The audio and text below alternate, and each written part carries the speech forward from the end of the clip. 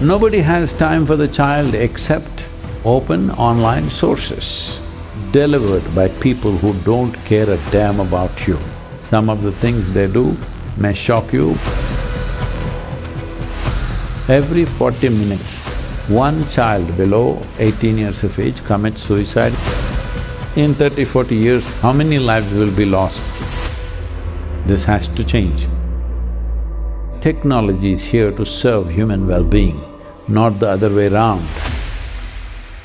On Netflix, there is a show that has recently come up called Adolescence, where it portrays how a 13-year-old boy stabs a girl to death.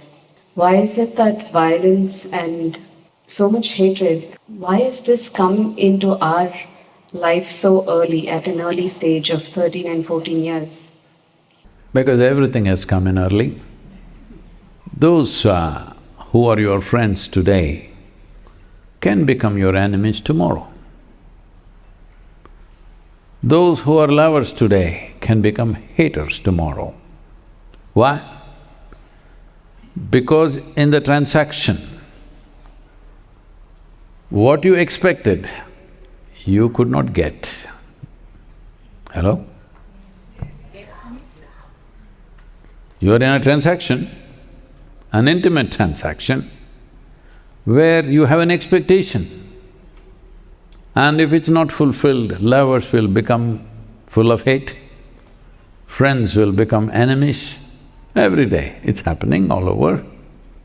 Nobody is free from it. And that will magnify manifold when children below 15 years of age are involved in adult-like activity. Well, their bodies might have been reasonably matured, but you cannot say the same about their mind, the stability of their mind, the stability of their emotions, the maturity of how they should treat another person. These things don't happen overnight. This is something that you mature into, hello? So, when you're encouraging in the name of freedom, this is becoming a norm. Everywhere in the West it already is, becoming so even in the Indian urban societies, that by the time 12, 13, you must have a boyfriend or a girlfriend. How far you go, maybe different for different people, but such emotions, which are body-based, well, a child of that age may not process that emotion in a mature manner, cannot. It's not even fair to expect him to do that.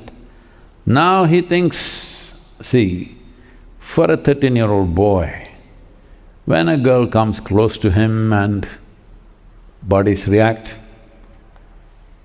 for him, she's his. This is how it is spoken, even in the stories and movies, everywhere it's spoken like that, she's mine. So if for some reason, if it is snatched from him, he will go ballistic in his own way. You're fortunate, much more is not happening for whatever reasons, there must be some wisdom in them. Otherwise, these emotions can drive people to such actions very easily.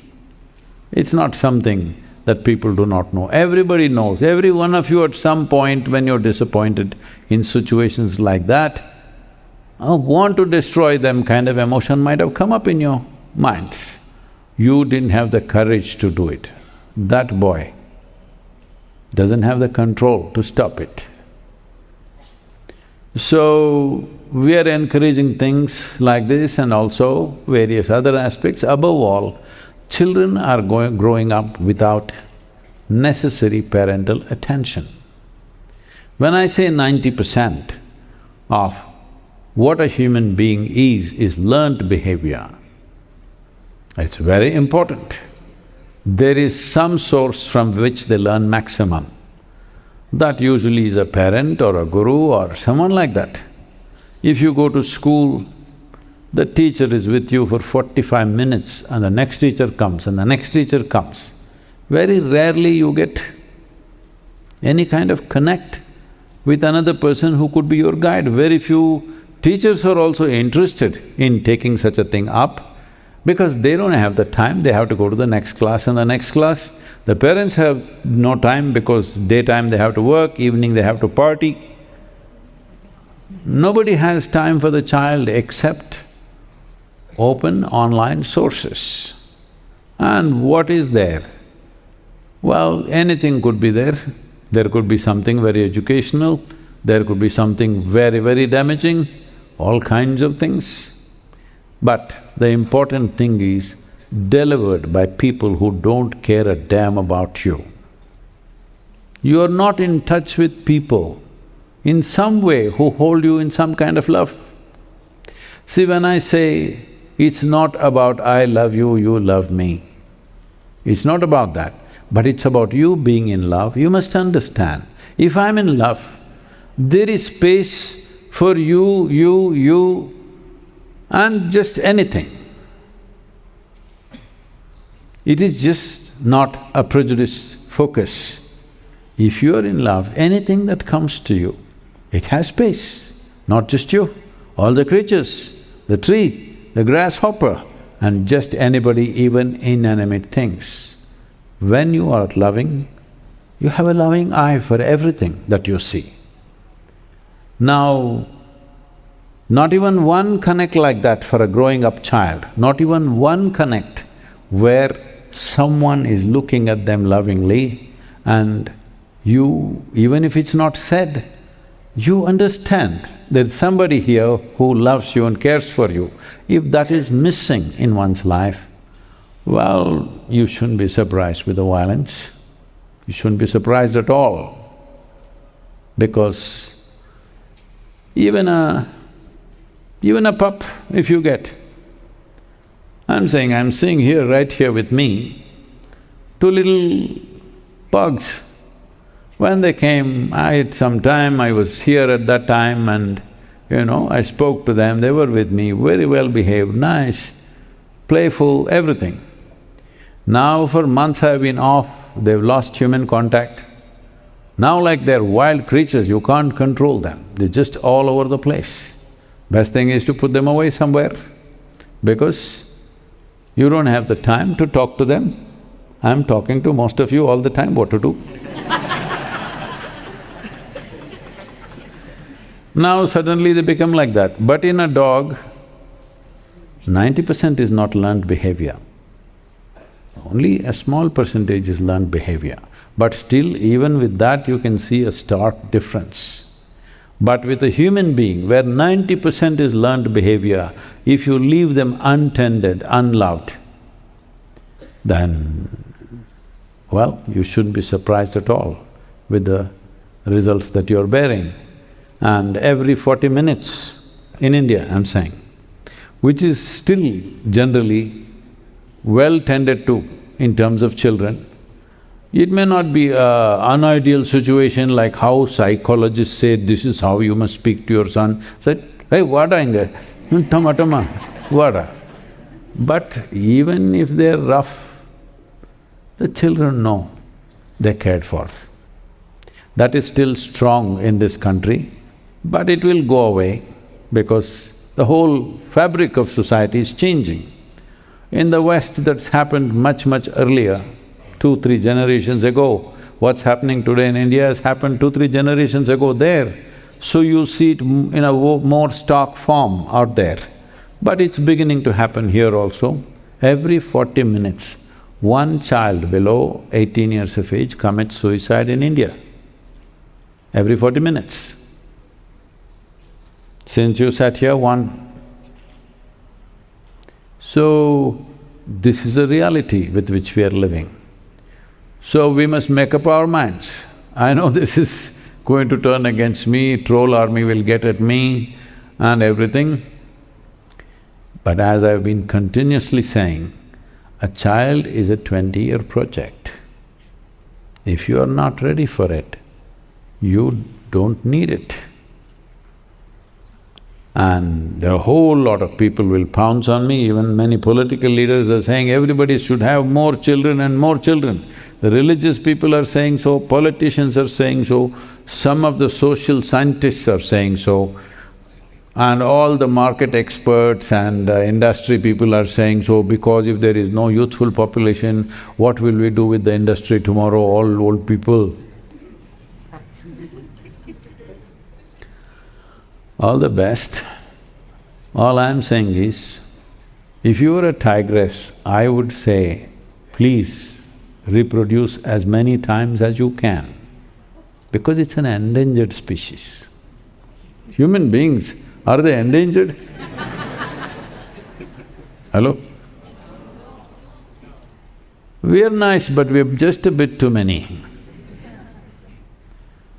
So, in 20th century, in the beginning of 20th century, we were 1.6 billion people.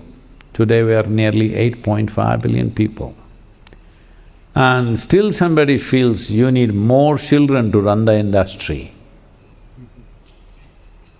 Why do you need the industry if there are not enough people? Hello? If you reduce the population, you can reduce the industry also, isn't it? No, somebody's madness is there. Right now my company is worth $500 billion. If the population drops, it'll become $200 billion.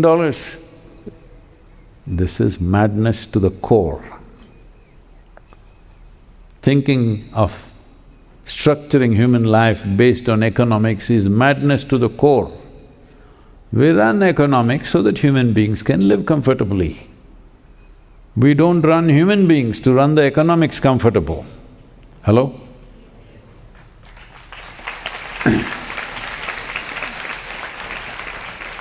So in this pursuit of making profit, in this pursuit of everybody should work, in this pursuit of all this, the next crop of human beings are getting a bad deal.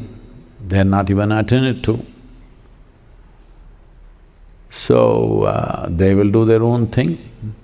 Some of the things they do may shock you, may surprise you, may disgust you, but they will do it because you're leaving them untended. That's one important aspect.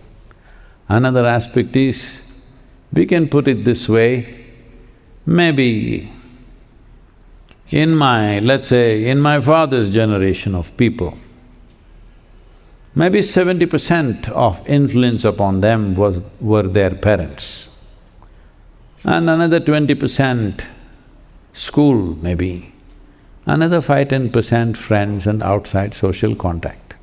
This would be the approximate percentage. In my generation, I shouldn't talk about myself, but my generation I'm talking. I don't belong to any generation because people are inviting me to under 25 conferences, so I don't So, in my generation, maybe that percentage receded, 40–50% is parental influence, then books, cinema, this, that became another 20–30%. Teachers, their influence reduced a bit.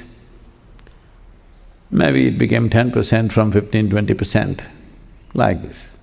In the current generation, parental influence, I mean it may vary from parent to parent, but I'm saying on an average, parental influence may be 10–15%. Grandparents' influence almost zero. It's become like that, because many of them don't even ever see them. And school influence may be 10–15%. Largely it is social media and online influence. I'm talking about the urban children. It's not yet so in rural parts of the country and in the world, fortunately, but it'll change. That'll also change very soon.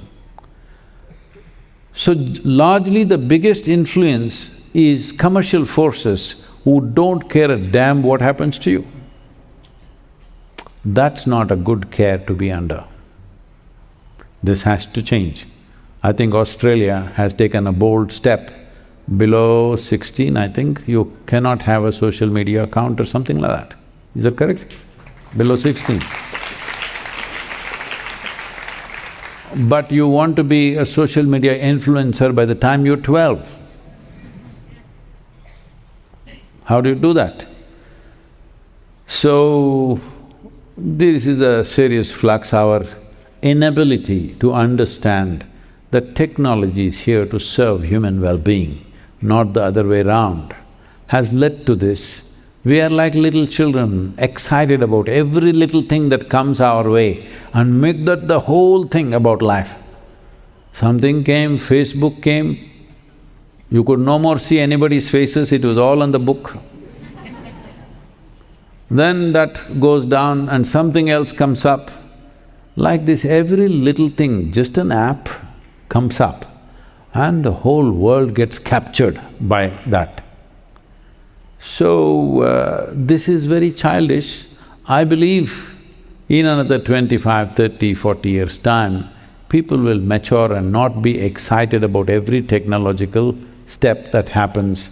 People will choose what to use, not to use. I hope that maturity arises. I think it will, because human intelligence is something you can trust at some point. But in 30, 40 years, how much damage happens, how many lives will be lost, that is a terrible prospect.